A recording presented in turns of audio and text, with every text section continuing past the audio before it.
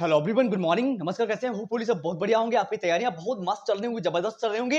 आज मैं फिर से आपके लिए एक मॉक टेस्ट लेके आया हूं, जहां पे हम क्लास नंबर 10 में सीडीपी मॉक टेस्ट आपको बहुत ही बेहतर तरीके से बताऊंगा। यानी इससे पहले जितने भी मैंने मोस्ट इंपॉर्टेंट वीडियो दिए हुए हैं, सभी में हमने most important previous year questions को डिस्कस किया है। अगर आपने उन वीडियोस को देखा होगा तो काफी ज्यादा मात्रा में आपको सपोर्ट मिल गया होगा। क्या आप कर रहे हैं सीटेट एग्जाम की तैयारी? तो इस बार सीटेट एग्जाम आपका हवा हवा में निकल जाएगा, ये मैं गारंटी ले रहा हूं। चलिए, होपफुली आपको क्लास अच्छी लगेगी।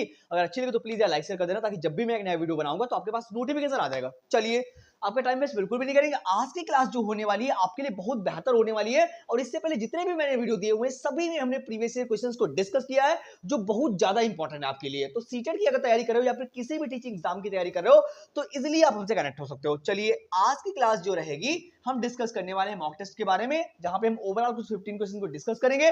अगर आप पहली बार आए तो प्लीज यार लाइक शेयर कर देना, ताकि जब भी मैं एक नया वीडियो बनाऊंगा तो आपके पास नोटिफिकेशन आ जाएगा। देखो, हो सके तो यार मेरे मजे मजे में पढ़ते रहना, क्योंकि हम पढ़ने जा रहे हैं बाल विकास, सीडीपी यानी चाइल्ड डेवलपमेंट, जहां पे बच्चा को एक्टिव रखना है। यानी बच्चे को भगवान मानना है, बच्चे को बिल्कुल भी गलत नहीं करना है कहीं पर भी, क्योंकि बच्चा हर तरीके से, हर परिप्रेक्ष्य से बच्चा सही है। चलिए स्टार्ट करेंगे। बहुत ही बेहतर रहने वाली क्लास आपके लिए, पीपीटी बहुत बेहतर बनी हुई है। अगर आप थोड़ा सा भी दिमाग लगाओगे तो सारी क्लास आपको बहुत बेहतर तरीके से समझ में आएगी। चलिएगा, फर्स्ट क्वेश्चन को पढ़ते हैं और समझते हैं कि हमारा फर्स्ट क्वेश्चन क्या कर रहा है, समझेंगे बहुत बेहतर तरीके से। देखो, रोट मेमोराइजेशन पे बिल्कुल मत जाना, हो सके तो कॉन्सेप्ट को समझने की कोशिश करना, ताकि एक क्वेश्चन के माध्यम से आपके बहुत सारे क्वेश्चन क्लियर हो जाएं। जैसे मान लीजिए एक क्वेश्चन आपके सामने लिखा हुआ है, इस क्वेश्चन से रिलेटेड जितने भी क्वेश्चन आएंगे आप उनको अटेम्प्ट कर पाओगे अगर आप मेरे से पढ़ रहे हो। मतलब मैं ये बताने की कोशिश करूंगा कि हर तरीके से जितना मेरे से हो पा रहा है मैं इसी तरीके से बताने की कोशिश कर रहा हूं। चलिए, क्वेश्चन नंबर 1 में लिखा हुआ है कि व्यक्तिगत शिक्षा कार्यक्रम की योजना निम्नलिखित परिप्रेक्ष्य से बनाई जाती है। कहने कि व्यक्तिगत शिक्षा कार्यक्रम यानी जो teaching learning material, teaching learning plan जो होते हैं, उनको बनाने का उद्देश्य क्या होता है। भाई, अगर आप क्लास में जाते हो, क्लास में घुसने से पहले किसी भी स्कूल या किसी भी ऑर्गेनाइजेशन में जब आप जाते हो, तो वहां पे पहले आपका लेसन प्लान बनवाया जाता है कि आप कल को पढ़ाओगे क्या क्लास में, है ना। मतलब किसी भी क्लास में जाने से पहले क्या किया जा रहा है आजकल की लर्निंग में, पहले टीचर से उनका लर्निंग उपागम बनवाया जाता है कि आप कल या इस वीक में क्या पढ़ाने वाले हो, है ना। इसका क्या उद्देश्य हो सकता है? बाल केंद्रित शिक्षा कार्यक्रम है, यह मुक्त विद्यालय शिक्षा कार्यक्रम है, ई लर्निंग शिक्षा कार्यक्रम है, या विशेष शिक्षा कार्यक्रम है। देखो, हम पढ़ रहे हैं सीडीपी। क्या पढ़ रहे हैं? सीडीपी यानी चाइल्ड सेंटर्ड, यानी बच्चे को सेंटर में रखना है, बच्चे के अकॉर्डिंग काम करना है, बच्चा जो कहे आपको उस अकॉर्डिंग करना है। क्योंकि आजकल का टीचर जो है उसको संवेदनशील होना चाहिए कि बच्चा समझता कहाँ है ना, बच्चे में कहाँ पे कमी रह गई है, हमको उस अकॉर्डिंग उसको पढ़ाना है। ऐसा मत कहिएगा भाई मैं तो इसी तरीके से पढ़ाता हूँ और मैं तो ऐसे टीचर हूँ, आपको इस अकॉर्डिंग से पढ़ाना नहीं है। यानी बच्चे के अकॉर्डिंग पढ़ाना है, बच्चा कहाँ पे कमी रह गई पहले उसका आकलन करिए, फिर उसके अकॉर्डिंग पढ़ाइए। ठीक है, तो यहाँ पे मुक्त विद्यालय शिक्षा कार्यक्रम तो की कोई बात नहीं हुई, ना तो ई लर्निंग की कोई, ना कोई विशेष शिक्षा। हमारे पास एक ही ऑप्शन है, बाल केंद्रित शिक्षा कार्यक्रम, यानी चाइल्ड सेंटर्ड एजुकेशन देनी बच्चे को, बच्चा जैसे समझ रहा हो आपको वैसे पढ़ाना है। हम जाएंगे फर्स्ट के साथ में, तो first answer the right answer over here. हमारे पास एक ही बेटर हुआ है, आप इजीली एलिमिनेट कर सकते हो आंसर को, मतलब तीनों गलत पता लगा लीजिए, सही अपने आप आ जाएगा, है ना। चलिए, होपफुली आपको समझ में आया होगा, हमारी स्क्रीनशॉट। फिर आगे चलते हैं, समझते हैं कि हमारा नेक्स्ट क्वेश्चन क्या कह रहा है। देखते हैं हमारा क्वेश्चन नंबर 2 क्या कह रहा है। देखो, हो सके तो स्क्रीनशॉट मारते रहना, क्योंकि जब हम एग्जाम सेंटर पे जाते हैं उससे पहले अगर हम रिवाइज करके एक बार जाते हैं तो हमारी लर्निंग और बेटर होती है और हम अच्छा खासा स्कोर करते हैं। देखो, और अभी आपको पता है कि नोटिफिकेशन तो आया नहीं, जस्ट आने वाला है, तो तैयारी आप अभी से बढ़िया करिए ताकि आप अच्छा खासा स्कोर लाओ, है ना। टाइम पास बिल्कुल नहीं करना यार मेरे, टाइम पास करने के लिए बहुत सारे लोग हैं, है ना। लाखों में फॉर्म पढ़ते हैं, तो हो सके तो बेटर तरीके से पढ़िए, मजेदार तरीके से पढ़ो यार मेरे, है ना। पढ़ना ही है तो एक गोल बना के रखो, एक लक्ष्य बना के रखो कि उसी पे काम करना है, पाना है तो पाना है ना। वो टारगेट बना के रखो अपना कि नहीं मुझे अपने लक्ष्य तक पहुंचना है, करियर पे काम करो। लोगों का क्या है, ये लोग आज बोलते हैं कल बंद हो जाएंगे, अपना अपना परिप्रेक्ष्य होता है, अपना अपना नजरिया होता है ना।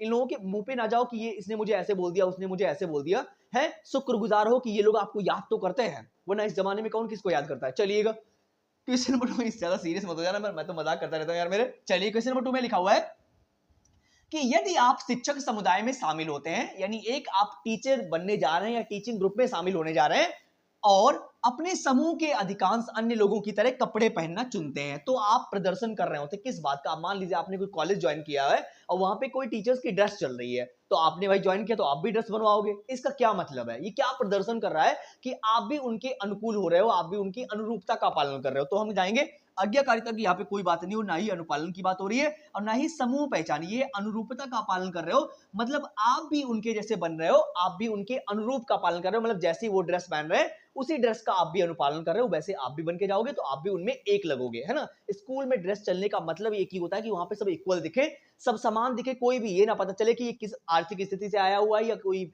मतलब बहुत ज्यादा हाई लेवल की फैमिली से आया हुआ है या कमजोर फैमिली, आर्थिक स्थिति जिसकी खराब है, ऐसी फैमिली से आया हुआ है। क्योंकि स्कूल विद्यालय एक ऐसी संस्था होती है जहां पे सारे बच्चों को एक टीचर जो होता है समान अधिकार देता है और असमावेशी शिक्षा का पालन करता है कि आप सभी को उनके अकॉर्डिंग पढ़ाइए, वो जैसे समझते हैं उस तरीके से उनके अकॉर्डिंग सहयोगात्मक अधिगम कराइए, है ना। तो हम जाएंगे कौन से थर्ड के साथ में, third answer is the right answer over here. आगे चलेंगे, समझेंगे हमारा क्वेश्चन नंबर थर्ड क्या कह रहा है। देखो चलिए, अब क्वेश्चन नंबर थर्ड में क्या बोला गया है, सोशलाइजेशन की बात करी गई, यानी सामाजिकरण की बात करी गई। जब हम समाज में रह के अपने आसपास के लोगों से कुछ सीखते हैं उसकी बात हो रही है। यहाँ पे लिखा हुआ है स्कूल बच्चों के सामाजिकरण की एक संस्था है जहां, यानी स्कूल जो है वो बच्चों की कैसी संस्था को, पहली बात तो मैं बता दूं आपको कि अगर प्राइमरी संस्था की बात करी जाए, सेकेंडरी संस्था की बात करी जाए, सेकेंडरी एजेंट क्या होते हैं, प्राइमरी एजेंट क्या होते हैं, तो परिवार जो होता है वो प्राइमरी एजेंट होता है। परिवार के साथ में अगर पड़ोसी जुड़ा हुआ है तो वो भी प्राइमरी एजेंट हुआ। ये भी क्वेश्चन आता है कि प्राथमिक एजेंसी क्या होती है, द्वितीयक एजेंसी क्या होती है।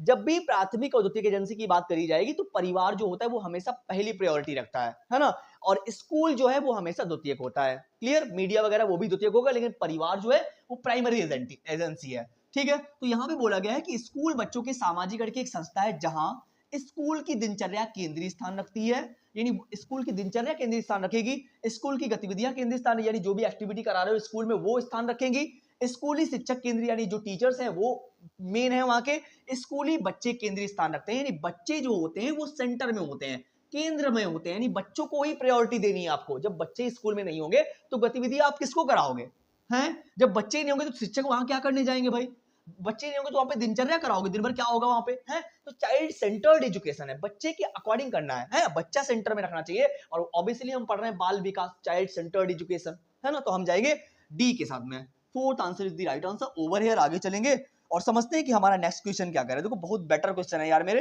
अगर आप थोड़ा भी दिमाग नहीं लगाना, यार दिमाग इनमें लगाना ही क्या है, अगर आप टीचिंग ट्रेनिंग कर चुके हो और वैसे भी सीटेट की एग्जाम की तैयारी कर रहे हो तो टीचिंग ट्रेनिंग तो कर ही चुके हो या कर रहे होंगे आप, बीएड बीटीसी जो भी आपको करना है ना।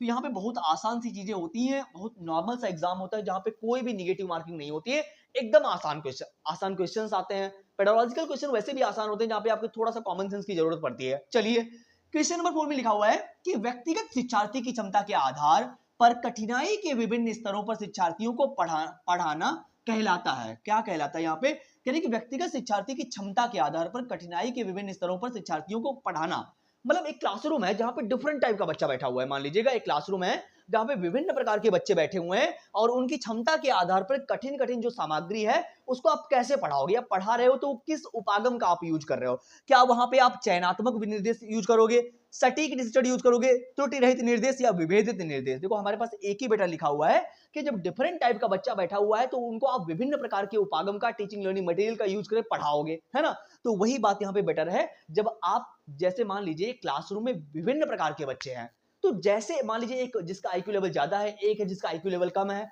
तो आप कुछ भी बता दोगे, जिसका आईक्यू लेवल ज्यादा है वो तो ऐसे समझ लेगा माइंडेड बच्चा, जो थोड़ा सा वीक है आपको उसको भी तो समझाना है, एज अ टीचर आपको सभी को साथ में लेके चलना है ना। तो हम लेंगे विभेदित निर्देश यूज करेंगे, हम विभिन्न प्रकार के उपागम का यूज करेंगे ताकि हर बच्चा शिक्षक हो, हर बच्चा शिक्षित हो सके, है ना, हर बच्चे का अधिकार है। तो हम जाएंगे डी के साथ में, स्क्रीनशॉट मारते रहना, और ना हो तो 6392364076 पे कॉल कर लीजिएगा, हम आपको नोट्स प्रोवाइड कर देंगे 110%। चलिएगा आगे चलते हैं, देखते हैं कि हमारा क्वेश्चन नंबर 5 क्या कह रहा है। लिखा हुआ है जागरूकता में आत्म और संज्ञानात्मक क्षमताओं का नियंत्रण शामिल है, जैसे योजना बनाना, समीक्षा करना और संशोधित करना क्या कहलाता है। मतलब जागरूकता में आत्म और संज्ञानात्मक क्षमताओं, यानी आपके मेंटल एबिलिटी, दिमाग की बातें करिए, आपका संज्ञान बेटर होता है, आपका दिमाग आपके लिए सोचने समझने की शक्ति जब ज्यादा होती है, ऐसे में योजना बनाना, समीक्षा करना और संशोधित करना क्या कहलाता है। क्या ये मेटाकॉग्निशन है, अनुभूति है, आवास है, केंद्रीकरण। देखो यहाँ पे कोई आपके रहने की बात नहीं है कि आप महलों में रह रहे हो, घर में रह रहे हो, ना ही केंद्रीकरण की बात हो रही कि आपको किसको सेंटर में रखना है, और ना ही कोई अनुभूति या फीलिंग की बात हो रही है। यहाँ पे मेटा कॉग्निशन की बात हो रही है कि आपके दिमाग से रिलेटेड जितनी भी चीजें होती है, प्रॉब्लम सॉल्विंग, मेंटल एबिलिटी, यानी कहां तक आप सोचते हो, आपका दिमाग कैसे चलता है, तो वो सब मेटा कॉग्निशन के अंदर आता है। First answer is the right answer. Over here आगे चलेंगे और समझेंगे हमारा नेक्स्ट क्वेश्चन क्या कह रहा है। चलिए, वैसे भी अगर मैं धीरे, कुछ लोग बोलते हैं सर आप बहुत जल्दी जल्दी बोलते हैं, धीरे बोला करिए ताकि मुझे समझ में आ जाए। जब मैं धीरे बोलूंगा तो कुछ लोग क्या करते हैं 2 की स्पीड पे लगा के पढ़ते हैं, है ना। तो ऑब्वियसली मैं तेज ही बोलूं ना, आपको 2 की स्पीड लगानी पड़ेगी और आपका टाइम भी ज्यादा खर्च नहीं होगा। वैसे भी आपको पढ़ाई में मन कहाँ लग रहा है, कहाँ लग रहा है भाई? इंस्टाग्राम पे रील पे लग रहा है, इंस्टाग्राम की रील स्क्रॉल करते रहो, आपका करियर बन जाएगा, फ्यूचर बन जाएगा। थोड़ा यार सीरियस हो जाओ लाइफ को लेके। आने वाले टाइम पे बहुत सारी सिचुएशंस ऐसी आती हैं जो हमारा जिंदगी पता नहीं कहाँ पे ले जाएगी आपको, है ना। तो अपने आप को बनाओ, अपने आप पे काम करो, खुद पे काम करो कि आपको आने वाले इस साल में 25 में 26 में आपको कुछ बनना है ना। अपना काम करो, पढ़ाई पे मतलब मैं ये नहीं कह रहा हूँ कि आप 40 साल तक पढ़ते रहो। एक उम्र है, एक एजुकेशन के इंपॉर्टेंस को बनाए रखो, पढ़ते रहो और अपने काम को भी करते रहो, है ना। ताकि वही आपके पास बी प्लान तो होना चाहिए एटलीस्ट। देखिए क्वेश्चन नंबर 6 में लिखा हुआ है कि विविध शिक्षार्थियों को सुलभ प्रारूपों में शिक्षण अधिगम सामग्री उपलब्ध कराने का तात्पर्य है। कह रहे कि विभिन्न प्रकार के जो शिक्षार्थी होते हैं उनको सुलभ यानी उनके अकॉर्डिंग जो आप टीचिंग लर्निंग मटेरियल उनको प्रोवाइड कराते हो उनकी अधिगम के लिए, उनकी लर्निंग ताकि बेटर हो सके। इसका क्या तात्पर्य हो सकता है बताइएगा। यानी एक बच्चा जो है उसको आप विभिन्न प्रकार से पढ़ाते हो, डिफरेंट डिफरेंट टाइप की एक्टिविटी कराते हो, क्योंकि आजकल की लर्निंग जो है वो एक्टिविटी बेस्ड लर्निंग है ना। हर कॉन्सेप्ट को सिखाने से पहले एक अच्छा सा टास्क दो ताकि हर बच्चा समझ सके आसानी से, है ना। तो इसका क्या तात्पर्य है जब बच्चे के अकॉर्डिंग आप उनको रूपरेखा पेश करते हो, मटेरियल पेश करते हो। क्या लिखा ऑप्शन नंबर 1 में कि शिक्षण पद्धतियों की सार्वभौमिक संहिता, शिक्षण का सार्वभौमिक मानवतावादी दृष्टिकोण, सीखने का सार्वभौमिक डिजाइन, सार्वभौमिक समावेशी शिक्षा, नैतिक विचार। देखो यहाँ पे एक बात सबसे ज्यादा बेटर कही गई है और हम सीडीपी में चारों ऑप्शन कभी कभी आपको बेटर देख सकते हैं, लेकिन आपको जाना है बेस्ट के साथ में, है ना। तो हमारे पास एक लिखा हुआ है कि सीखने का सार्वभौमिक डिजाइन, यानी हम इन रूपरेखा के माध्यम से सीखने की प्रक्रियाओं को आसान बनाते हैं, है ना। विभिन्न प्रकार का डिजाइन करते हैं कि मुझे ऐसे पढ़ाना है, मुझे ऐसे पढ़ाना है। यानी डिफरेंट टाइप का जब आप लर्निंग मटेरियल यूज करते हो तो उसका मतलब क्या है? उसका मतलब भी तो यही है कि आप विभिन्न प्रकार से बच्चे को समझाने की कोशिश कर रहे हो, समझ रहे हो, है ना। तो हमारे पास एक ही सही कि आप हर प्रकार से डिजाइन कर रहे हो, हर बच्चा समझे, हर बच्चा आपकी लैंग्वेज को समझ सके, हर बच्चा आपके कॉन्सेप्ट को समझ सके। विभिन्न प्रकार के उपागम को डिजाइन किया है ताकि डिफरेंट टाइप का बच्चा बैठा हो। और मेरी एक ही बात है, समझ तो रहे होंगे आप, है ना। ऑप्शन नंबर 3 जो है एकदम राइट आंसर है। ओवर हियर आगे चलेंगे, समझते हैं क्या, देखते हैं हमारा नेक्स्ट क्वेश्चन क्या कह रहा है। सेशन अच्छा लग रहा हो तो यार प्लीज यार लाइक शेयर कर देना, क्योंकि आप ही जानते हो एक वीडियो बनाने में काफी मेहनत लगती है। लाइक कर दोगे तो उसमें कुछ बिगड़ नहीं जाएगा, लाइक से सब्सक्राइब तो कर ही लोगे जब, ताकि जब भी मैं वीडियो बनाऊंगा, वैसे भी डेली पे डेली मैं आपके बीच में आ रहा हूँ, डेली पे डेली मैं क्वेश्चन ला रहा हूँ आपके लिए। और ये पूरी प्लेलिस्ट में सारे के सारे मॉक टेस्ट दे रहा हूँ। इससे पहले जो 40 सीरीज इससे पहले जो प्लेलिस्ट है सीडीपी की, उसमें मैंने 47 वीडियो दिए हुए हैं और वहां पे मैंने हर वीडियो में एक टॉपिक बाय टॉपिक को कॉन्सेप्ट वाइज समझाया हुआ है। अगर आपको टॉपिक बाय थ्योरी देखनी है तो आप उस प्लेलिस्ट में जा सकते हैं, अगर आपको मॉक सॉल्व करने हैं तो आप इस प्लेलिस्ट में रहिएगा। इससे पहले मैंने बहुत सारे वीडियो दिए हुए हैं, अगर आप इतने देख लेंगे तब भी आपका सीटेट आसानी से क्लियर हो जाएगा। चलिए देखो क्या बात बोली है यहाँ पे। क्वेश्चन नंबर 7 में लिखा हुआ है कि निशुल्क और अनिवार्य बच्चों का अधिकार अधिनियम 2009 विकलांग बच्चों के लिए निशुल्क शिक्षा का अधिकार सुनिश्चित करता है। देखो विकलांग या दिव्यांग की यहाँ पे बात करी जा रही है। जो दिव्यांग बच्चे हैं उनके लिए कितने साल का जो शिक्षा है उसको निशुल्क की जा रही है, यानी बिना फीस के। कब तक के, कितने वर्ष की अवस्था की बात करी जा रही है। देखो अगर नॉर्मल बच्चे की बात करी जाए, अगर जो बच्चा सही सलामत है उसके लिए 6 से 14 वर्ष की आयु रखी गई थी, लेकिन अगर विकलांग बच्चा है तो उसके लिए अलग है। मतलब अगर नॉर्मल बच्चा है तो उसके लिए उम्र 6 वर्ष से 14 वर्ष की आयु तक निशुल्क शिक्षा है, लेकिन बच्चा दिव्यांग है तो उसके लिए 6 से 18 वर्ष की आयु रखी गई है। ये अधिनियम पेश किया गया है। चलिए option number D is the right answer. Over here आगे चलेंगे, समझेंगे नेक्स्ट क्वेश्चन क्या करे हमारे स्क्रीनशॉट। देखते हैं कि आगे नेक्स्ट क्वेश्चन क्या कह रहा है हमारा। चलिए समझते हैं कि क्वेश्चन नंबर 8 में क्या बात बोली जा रही है। देखो क्वेश्चन नंबर 8 हमारा क्या कह रहा है, बहुत अच्छा क्वेश्चन है। आई होप आप जवाब जरूर दे पाएंगे, तो हो सके तो कमेंट बॉक्स में इसका जवाब जरूर दीजिएगा। चलिए पढ़िएगा। क्वेश्चन नंबर 8 में लिखा हुआ है कि व्यक्तिगत विभिन्नता वाले बच्चों को ऐसे स्कूल में पढ़ाया जाना चाहिए जहां शिक्षक हों। यानी व्यक्तिगत विभिन्नता वाले, भिन्न ध्यान डिफरेंट टाइप का बच्चा। वही क्वेश्चन मैं आज ज्यादातर क्वेश्चन यही ला रहा हूँ, इसी बात पे ला रहा हूँ। आज ज्यादातर क्वेश्चन मैं समावेशी शिक्षा पे करा रहा हूँ आपके, कि जहां पे क्लासरूम में डिफरेंट टाइप का बच्चा बैठा हो उनको पढ़ाने की मैं बात कर रहा हूँ, है ना। और वो समावेशी शिक्षा के अकॉर्डिंग हो सकता है जब आप समान अधिकार देते हो लोगों को। चलिए, लिखा हुआ व्यक्तिगत विभिन्नता यानी डिफरेंट टाइप का बच्चा बैठा, वो बच्चों को ऐसे स्कूल में पढ़ाया जाना चाहिए। कहां पे पढ़ाना चाहिए बताइएगा? लिखा हुआ ऑप्शन नंबर 1 में, को अपनी विविध शिक्षण आवश्यकताओं को पूरा करने के लिए विभिन्न शिक्षा शास्त्र का उपयोग करने के लिए प्रशिक्षित किया जाए। यानी आपको ऐसे स्कूल में बच्चे को डालना है जहां पे विभिन्न प्रकार की गतिविधियां यूज करी जाएं, उनकी आवश्यकता अनुसार उनको पढ़ाया जाए, विभिन्न शिक्षा शास्त्र का उपयोग करने किया जाए और उनको प्रशिक्षित करने के लिए उनको अवसर प्रदान किए जाए। मे भी बहुत अच्छा आंसर है, इजिली समझ रहे होंगे आप, है ना? ये तो हमारे पास बेटर दिख रहा। फिर भी नेक्स्ट देख लेते हैं। लिखा हुआ है विशिष्ट व्यक्तिगत विभिन्नता वाले, यानी जो बच्चा बढ़िया है उसको ही पढ़ाना, जो बच्चा विशिष्ट है, स्पेसिफिक नॉलेज वाला है, उसी को पढ़ाओगे, बाकी बच्चे कहां जाएंगे, है ना? नेक्स्ट में देखिए, उन्हें सजाती शिक्षार्थी बनाने के लिए प्रशिक्षित करें। क्या है यार? कक्षाओं के विभिन्न वर्गों में उनकी व्यक्तिगत विभिन्नताओं वर्गों में बांटना नहीं, सेपरेट नहीं करना है, आपको सबको कोलैबोरेटिव लर्निंग करानी, एक साथ बिठाइए, एक साथ पढ़ाइए, तभी जाके बच्चा एक्टिव होगा, है ना? तो हमारे पास फर्स्ट जो एकदम राइट है कि बच्चे के अकॉर्डिंग पढ़ाइए, उनकी आवश्यकताओं को पूरा करने के लिए उनके अनुसार उनका काम करिए, मतलब जो भी बच्चा जानता है वैसे पढ़ाओ, उनका आकलन करो कि बच्चे में कहां पे कमी रह गई है। First answer is the right answer. Over here ज्यादातर सभी क्वेश्चन सिमिलर हो रहे हैं यार, एक ही बात बताई जा रहा हूं बार बार। चलिए, क्वेश्चन नंबर 9 में क्या लिखा हुआ है बताइएगा जरा। मॉक थोड़ा इजी हो गया ये वाला, ये मॉक टेस्ट थोड़ा सा इजी हो गया, आंसर भी आप दे पा रहे होंगे। लिखा हुआ है कि विकलांग व्यक्तियों के अधिकार अधिनियम को किस वर्ष अधिनियमित किया गया? यहां पे दिव्यांग होना चाहिए यार, है ना? चलिए देखो, ये हमारे टाइपिंग मास्टर हैं, इनसे थोड़ी गड़बड़ हो जाती कभी कभी, क्योंकि अभी इस चैनल पे मैं थोड़ा सा नया हूं, इससे पहले वाला चैनल है उस पर हमने बहुत बढ़ाया हुआ है, यहाँ पे थोड़ा सा नया हूं। चलिए, तो ये पीपीटी मास्टर थोड़े से नए हैं, कभी कभी इनमें गड़बड़ हो जाती है, कहते हैं बस थोड़ा सा हो गया, हर बार हो गया। चलिए, लिखा हुआ है विकलांग व्यक्तियों के अधिकार अधिनियम को किस वर्ष अधिनियमित किया गया? क्या 1995 में, 1999, 2016 में या 1992 में? देखो, उससे अगर यहाँ पे अधिकार अधिनियम की बात ना करी गई होती तो हम 1995 से जा सकते थे, लेकिन जब विकलांग या दिव्यांग व्यक्तियों के अधिकार अधिनियम की बात करी गई है तो ये 2016 में पेश किया गया है, अभी अभी 2016 में, ज्यादा दिन इसको नहीं हुए हैं, तो हम जाएंगे सी के साथ में। और पहली बात तो ये ऑफिशियल आंसर की है, आपको ये नहीं लगना चाहिए, क्योंकि स्टूडेंट देखो, विद्यार्थी होना ज्यादा कठिन है पढ़ाने से ज्यादा, क्योंकि आप कुछ भी पढ़ा दो विद्यार्थी को, है ना? टीचर जो है अगर गलत भी पढ़ा देगा तो बच्चे को नहीं पता चलता है, लेकिन ये सबसे गलत बात है कि सीखना सबसे गलत बात, मतलब अगर आप कुछ भी पढ़ा दोगे तो ये बच्चे के लिए आसान नहीं है कुछ भी बता दोगे। हो सके तो देखो, उस प्लेटफॉर्म को ज्वाइन कर, मैं यही नहीं कहता कि मेरे से ही पढ़ो, वहां से पढ़ो जहां से आपको कंटेंट अच्छा मिले, है कम से कम पेपर में वो क्वेश्चन आए, तो कुछ भी पढ़े जा रहे हो, आपको पता है कि जब आप कड़ी मेहनत कर रहे हैं, हार्डवर्क कर रहे हैं, लेकिन आपकी डायरेक्शन ही गलत है, मान लीजिए सक्सेस उधर साइड है, आप जा इधर साइड रहे हैं, तो कहाँ पे मिलने वाली सफलता आपको, है ना? आपका डायरेक्शन सही होना चाहिए। कहते हैं काम कर रहे हो तो आपको पता भी होना चाहिए कि राह सही है कि नहीं सही है, तभी आपको मंजिल मिलेगी। घर आपका उधर है, जहाँ आप इधर रहे हो, कहाँ मिलेगा भाई, है ना?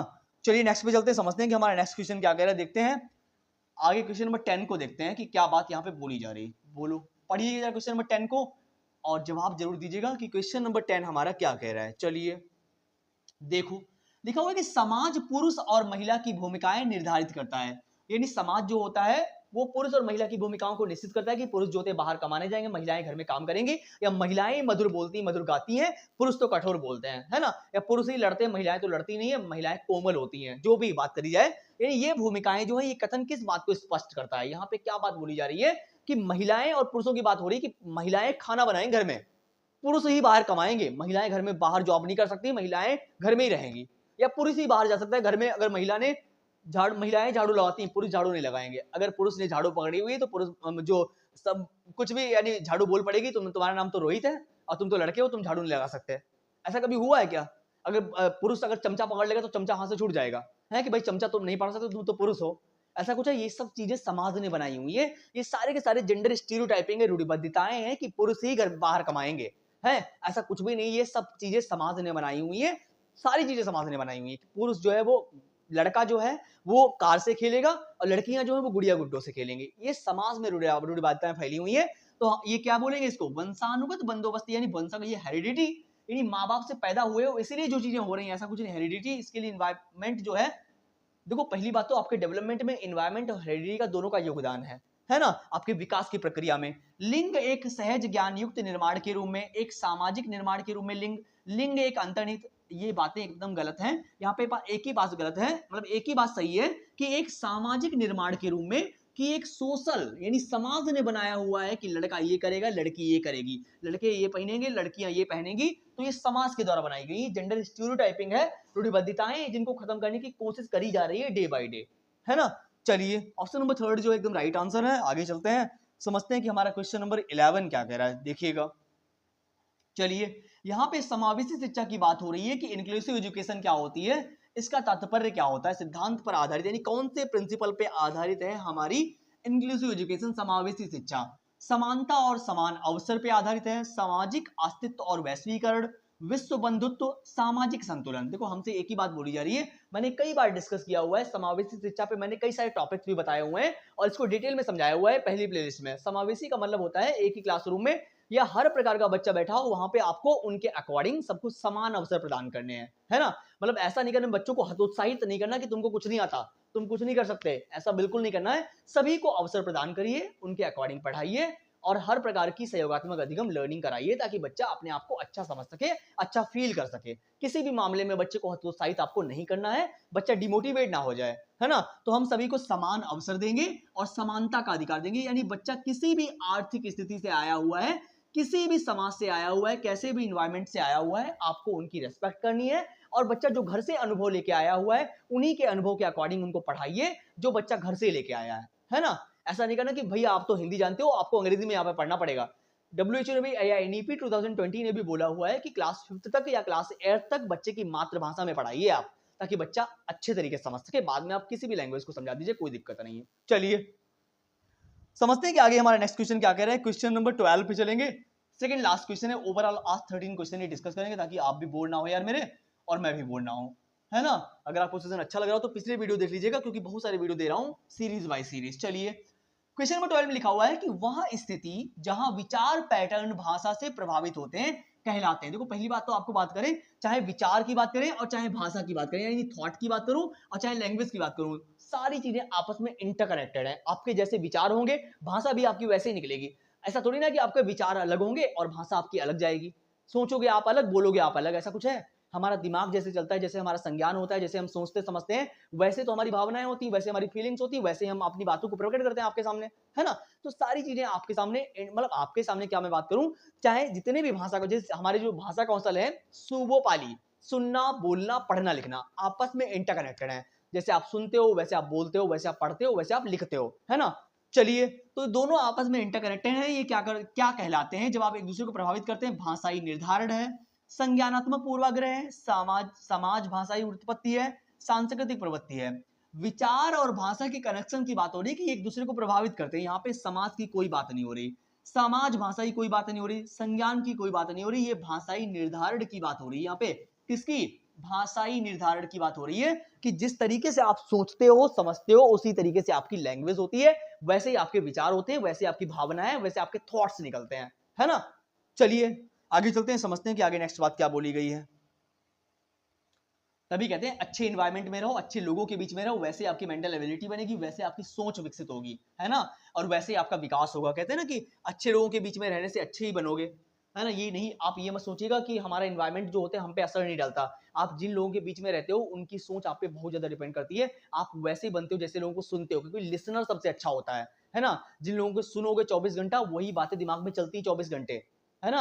अपने काम को प्यार करो यार, एक बार अपने काम को प्यार करके तो देखो, कामयाबी ना तुम्हारे कदम चूमेगी। जब आप अपने काम पे फोकस करोगे, बिना कुछ कहे, किसी से बात किए हुए चुपचाप अपना काम करो, सफलता अपने आप मिलेगी। ये मत कहो कि आज काम किया, रिजल्ट आज देख रहे यार, आज तो नहीं मिला, कल देख रहे हो, मतलब डेली आप रिजल्ट चेक कर रहे हो। अपना काम करो यार, सफलता खुद ब खुद मिलेगी आपको, है ना। और फिर वो इतनी शानदार होगी कि आप भी कहोगे यार क्या सफलता मिली हुई है, जब आपको मेहनत करके कुछ मिला हुआ है। सब कुछ आपको ऐसे ही मिल जाएगा तो फिर आप तमन्ना किस चीज की करोगे? कुछ अधूरी ख्वाहिशें जो होती है जीवन में, असली आनंद वही देती हैं जब आप परिश्रम करके कुछ हासिल करते हो, है ना। सब कुछ ऐसे ही मिल जाएगा तो आपको किसी बात की वही नहीं होगी कि यार ये तो ऐसे मिल गया मुझे। जो चीजें हमको मुश्किल से मिलती है उनकी हमें रेस्पेक्ट होती है। चलिए देखते हैं क्वेश्चन नंबर 13 में लिखा हुआ है कि रचनात्मकता यानी क्रिएटिविटी की बात हो रही है। यहाँ पे किसकी बात हो रही है? क्रिएटिविटी की बात हो रही है। को निम्नलिखित की अवधारणा से संबंधित माना जाता है। किस बात से संबंधित माना जाता है?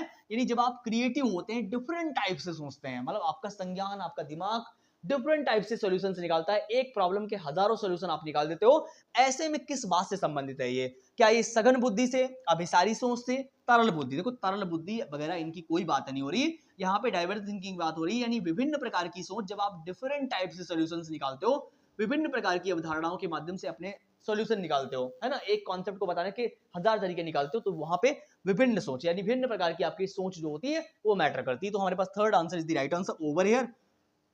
खूब आपको क्लास अच्छी लगी होगी। क्लास अच्छी लगी हुई तो प्लीज यार लाइक शेयर कर देना, ताकि जब भी मैं एक नया वीडियो बनाऊंगा तो कम से कम आपके पास नोटिफिकेशन आ जाएगा, है ना। वही होता है कि और जहां पे आपको डाउट रह गया हो आप मुझे कमेंट जरूर करिएगा, हम नेक्स्ट वीडियो आपके कमेंट के अकॉर्डिंग 110% प्लान करेंगे। अगर आपको कहीं पर भी दिक्कत है किसी भी क्वेश्चन में, अगर आपको लग रहा हो कि कोई प्रॉब्लम हो, तो मुझे जरूर बताइएगा। नेक्स्ट वीडियो आपके कमेंट के अकॉर्डिंग प्लान होगा। अगर सेशन अच्छा लगा हो, फिर से कह रहा हूँ लाइक शेयर कर देना, ताकि मिलते हैं फिर एक नई वीडियो में नई आशा और उम्मीद के साथ में। सीटेट तो आपका आसानी से निकल जाएगा। अगर यूपीटेट किसी प्राइवेट स्कूल में पढ़ा तक रहे हैं तब भी आप आसानी से मेरे से जुड़ जाइएगा। अगर आपको किसी टॉपिक पर डेमो चाहिए तब भी आप मुझे कमेंट करिए, हम डेमो भी आपके लिए प्रिपेयर कर देंगे, अगर आप साइंस बैकग्राउंड से हैं। ठीक है, चलिए, thank you so much for coming, thank you so much. पढ़ते रहिए, होपफुली तैयारियां आपकी जबरदस्त चल रही होंगी।